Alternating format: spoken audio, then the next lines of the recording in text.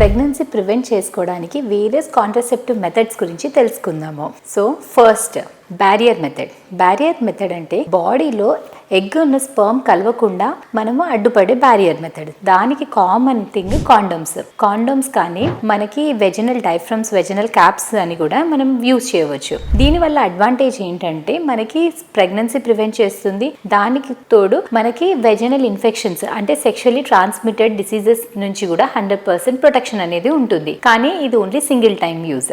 Second, hormone contraceptive pills. Hormonal pills అనేది మనకి 98% effective ఉంటుంది. ఎందుకంటే ఆ పిల్స్ బాడీలో ఎగ్ అనేది తయారవ్వకుండా ఆపుతుంది. కానీ దాని వల్ల డిసడ్వాంటేజ్ ఏంటంటే డైలీ పిల్ అనేది గుర్తు పెట్టుకొని తీసుకోవాల్సి ఉంటుంది. అండ్ పిల్ తీసుకోవడం మర్చిపోతే మనకి ఈ సైకిల్ అనేది డిస్ట్రప్షన్ అవుతుంది. మధ్యలో స్పాటింగ్ వచ్చే ఛాన్సెస్ ఉంటుంది.